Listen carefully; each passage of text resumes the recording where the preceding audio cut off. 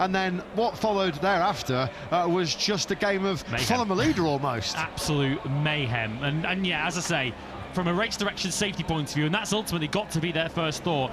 You can't start a warm-up lap with riders running around on the grid, but equally you can't allow the riders to dictate when the race gets underway. The race starts at 2 p.m. local time. That's when the warm-up lap's due to start, and a bunch of the riders who were sat on the grid were ready to go. The quick restart procedure, or the quick start procedure, because we never started, so we can't have a restart at this stage, will follow. That means we'll get a start time when the sighting lap is due to get underway. Riders will then leave the pit lane, do 1 lap to the grid, a warm-up lap will then follow, and then we hope we'll be racing over 20 laps of Austin.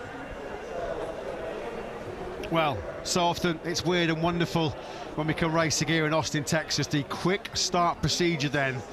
This is bang up to date information which is just reaching us here in the commentary box. 2 local time as Jack Appleyard there has a little bit of a discussion with VR46 Ducati boss Pablo Nieto, as everybody, I think, confusion initially reigning down in pit lane as Marc Marquez kicked off a charge of the light brigade down the pit lane. Bizarre in the extreme. Latest information though, the quick start procedure will follow at 2:10 local time here in Texas. That's in about 3.5 minutes time. That's when the pit lane will reopen. It'll be open for 60 seconds. The riders will do a formation lap. There'll be one representative, one mechanic from their team just to check everything's okay. We'll have the warm-up lap, and then it will be take 2 in Texas. I'd imagine there'll be some frantic conversations going on now with race direction, with the FIA MotoGP stewards, from team managers across the pit lane. Of course, my mind goes back to Argentina back in 2018 when Jack Miller had that rather farcical 4 or 5 row head start over the rest of the field. If I'm a team manager of one of those riders who stayed on the grid, I'd be saying, hey, fair enough if they want to do that, but you've got to put them behind us on the grid for the restart. Jack, back down to you. Yeah, I've just been chatting to a few people just to get their thoughts as well. I am convinced that was premeditated by Marc Marquez. He was the only rider not sat on his bike. He was stood next to it, looking up at the clock, waiting for the final possible moment to try and get the charge on everybody else. And then as soon as he could, he sprinted. We'll have to ask him afterwards, but I'm convinced that was a premeditated plan from Marc to try and catch everyone out. Well, was that a planned Marc Marquez mind game? Only he and those close to him in the factory Ducati garage will know. Never misses a trick, doesn't he? That's what makes the best ultimately, is that they will take any advantage any way they can get it. I guess Davide Brivio, as we already heard from, and all the other team managers will be saying, hey, it was what Marc Marquez did within the regulations. Joan Mir, who was another rider we saw running off the pit lane, his teammate Luca Marini was essentially set to start this race from a de facto pole position, as he was one of the only riders who stuck around on the grid. He'll be one of those feeling particularly hard done by right now, although he was going to start the race on wet. Let's not throw around too many accusations, but let's be honest as well, in the past Marc Marquez has been accused of being the master of the dark arts on an occasion. It's going to be fascinating, isn't it, post-race here, just to find out exactly what was going on. What is not up for debate, what is not up for any dispute whatsoever, is we have had carnage here in COTA so far. We haven't even turned a wheel in anger. So the pit lane will open in 1 minute and 20 seconds. 2:10 local time, as you can see on your screens. We're just coming up to 9 minutes past 2. And the riders, I would assume, then, are all going to start on slick. So here's Marc Marquez, and he's looking up at the clock. And he's eventually going to make a decision. As we're all looking at the beautiful MotoGP intro, Marc Marquez decides to bolt off the grid, and many of the riders, seeing him do that, immediately make the same decision. Yeah, watch Fabio Di Giannantonio, who looked to his right almost in disbelief as he saw Marquez just start legging it. Look, there he goes, bolts to his left. Bagnaia already out of the seat of his factory Ducati. He was glued. Bagnaia, you can see there, he was fixated on Marc Marquez. Davide Tardozzi now also. Well, we had the sprint yesterday. Everybody's been sprinting in pit lane this afternoon.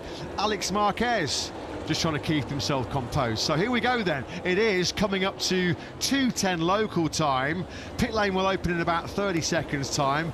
let's see if we can get the race underway this time around, shall we? Well, wasn't it 10 years ago when Marc Marquez's bike broke down on the start-finish straight and he absolutely sprinted, legged it the length of the start-finish straight to change bikes so he could go out there and take pole position? We called that the MM93 pole rush. Is this the Marc Marquez 93 slick rush as he wanted to get onto the dry tyres? One lap has been chopped off the distance. We will now go racing over 19 laps. Pit lane is now open and it will open for 60 seconds.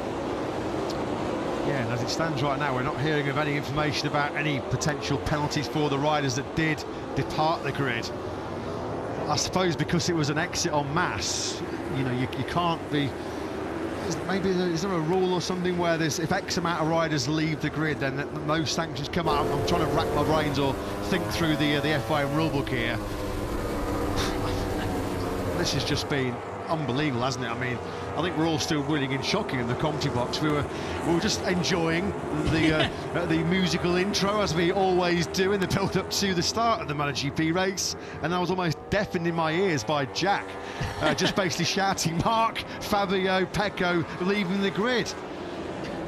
Well, he was hallucinating, but he was bang on the money, and we are going to have the weirdest of weird Austin Grand Prix. Look at that dry line that's emerging through turns 9 and 10. Oh, blimey.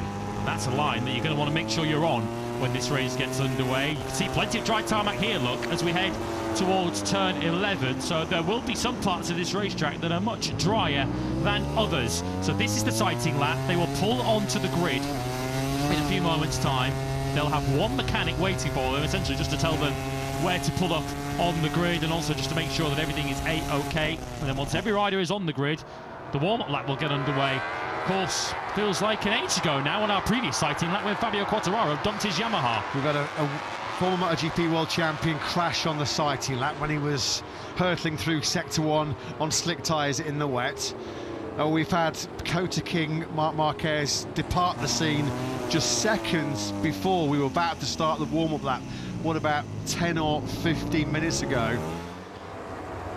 Marquez then now, as you can see, clearly he's on the slick tyres. Surely there's now a sufficient dry line for everybody to be making this second attempt to race in Texas on the slicks. A quick update from Jack. Yeah, Davide Brivio still absolutely furious. He was just saying then, in the rule book it says if you delay the start, you should be penalised. He's currently trying to talk to anybody, someone, to get an understanding of why when they made the right decision, they're the ones that have been penalised. Well, as we mentioned, it has been chaos. It has been carnage in Kota, but finally we are about to go racing. Better late than never, as the 22 riders then come to the grid. This is the quick start procedure. They are allowed one member of their team